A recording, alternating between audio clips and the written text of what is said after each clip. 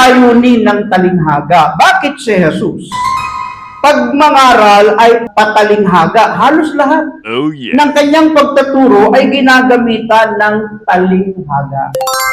Unang layunin ng talinghaga ay upang itago ang katotohanan sa mga taong mapaghanap ng mali. Nung panahon ni Jesus, ang kanyang crowd ay hindi talaga pure na tagapakinig o tagasunod niya. Ang iba doon, kaya pumupunta ay para maghanap ng mga salitang pwedeng gamitin laban sa kanya. Sino-sino ba yun? Pariseo, Saduceo, mga teachers of the law, mga pinuno ng bayan, mga sugo ni Herodes, na naghahanap, nag-aabang ng mga salitang pwedeng gamitin laban kay Jesus. Dito kaya sa Santo Niño di Tondo, pure kaya ang mga attender dito na kaya dumadalo ay para makinig at matuto ng aral ng salita ng Diyos? Sige nga, pumalakpak na kay Lord. Yung iba kasi, dumadalo para maghanap ng mali, ng kapintangasan. Na ako po ay na-assign ng Negros Occidental, halos ang taon ako dyan. Pag ako na-assign sa isang misyon, maiksi na ang isang linggo para makapag-adjust ako. Madali po akong mag-adapt. Yun lang po yung aking katangian. Madali akong mag-adapt. Pero nung ako'y na-assign ng Negros Occidental, 3 buwan na ako na naroon, hindi pa ako makapag-adapt. Kaya sabi ng mga council, minsan in-approach ako nung isa, sabi niya, Brad, 3 buwan ka na dito sa Negros, napapansin namin, hindi ka nakikipagkwentuhan sa amin. Galit ka ba sa amin? Sabi ko, hindi po. Hindi ibig sabihin na hindi ako nakikipagkwentuhan sa inyo, ay galit ako sa inyo. Kaya po hindi ako nakikipagkwentuhan sa inyo ay sapagkat ayaw kong dumating ang panahon na yung mga narinig ninyo sa akin ay gamitin ninyong laban sa akin. Di ba minsan marami tayo napapakinggan, more talk, more mistake. Less talk, less mistake. No talk, no mistake. Di ba? Kaya nga minsan, ang tao kapag maraming salita, maraming pagkakamali. Eh bakit ko naman sinabi sa kanilang, hindi naman po ako galit kasi naobserbahan nila. Pagkatapos kong magturo sa disciple, kakain kwarto. Pagkatapos kong magturo sa choir, kakain kwarto. Pagkatapos kong makipag-meeting sa kanila, kakain kwarto. Pagkagaling ko sa outreach, kakain kwarto. Sabi niya, Brad, wala ka namang TV sa kwarto ah. Bakit palagi ka nasa kwarto? Sabi ko kasi ganito po yun, sister. Sabi ko, kayo po kasing mga taga-Bacolod, hindi naman sa ina-offend ko kayo, nai-influensyahan po kasi kayo ng inyong festival. Ano bang mayroong festival ang taga-Bacolod? Maskara Festival. Pag sinabing Maskara Festival, nakasuot sila ng hindi nila tunay na anyo. Natatakpan yung kanilang tunay na anyo ng isang maskarang ipinoportray nila.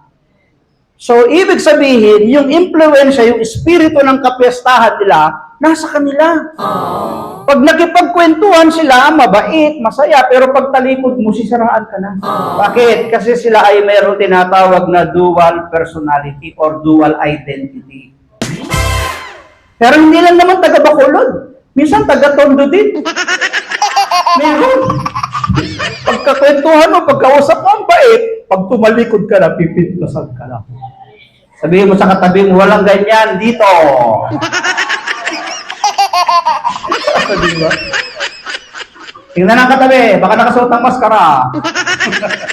Diba? So, kaya hindi ako nagkwento sa kanila sapagkat marami akong nabalitaan na sinundan. Pagkatapos magmisyon sa kanilang lugar, pag uwi ng Maynila, puro kapintasan na ang inaabot ng taong na-assign doon. Kaya para hindi sila makahanap ng pintas ng kamalian ko, sarado ang bibig. Sabihin mo sa katabi mo, kaya ko yan. Kaya ba natin tumahimik? Minsan, ang maraming sinasabi, ang pagiging maingay natin, ang nagdudulot ng ating kapahamakan. Minsan daw, may mga ibong tagak na kapag sila'y lumilipad ng sama-sama, maingay sila. Alam niyo yung tagap? Pag lumilipad kasi yan sama-sama sila Kaya lang, pag lumilipad sila, maiingay sila. Dahil sa kanilang ingay ng paglipad, naaagaw pansin yung kanilang ingay ng agila. Kaya kapag narinig na ng agila yung kanilang huni, lumalabas ng lungga yung agila at sinasalakay sila, kinakain sila ng agila. Dahil sa kanilang ingay. Oh no! Napansin ng pinaka-leader na nauubos na sila, nababawasan sila.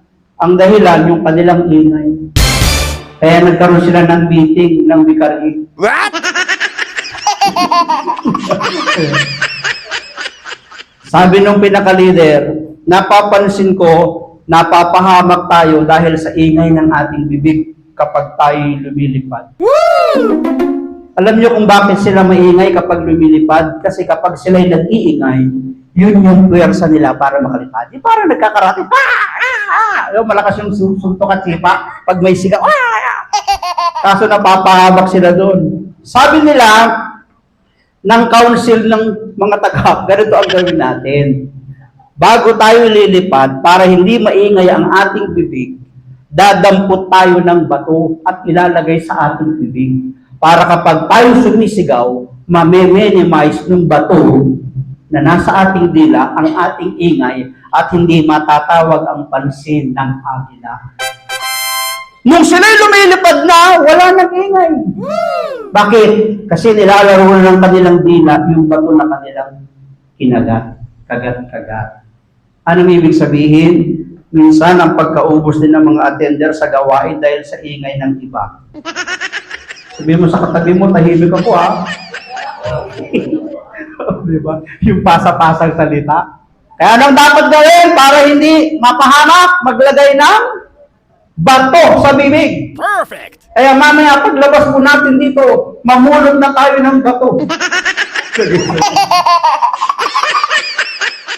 Nung araw pa man, kahit wala pang cellphone, uso na ang mga marites. Ayaw, di ma. Naniniwala kayo? Na noong pang araw, marami ng marites. Pero hindi lahat ng marites masama. Yes. Halimbawa, si sister may problema.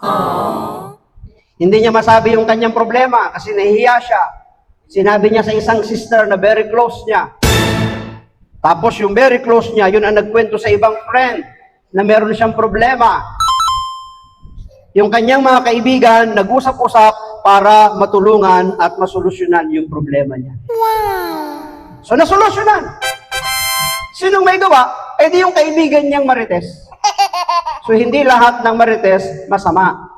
Kapag ang pagiging marites natin ay nakakatulong sa ating kapwa, ang tawag sa iyo ay good Samarites. Saan matatagpuan ang mga good Samarites? Dito, sa Bustos, chapter. Sa gawain ng Panginoon, maraming good Samarites. Ayaw, di ma.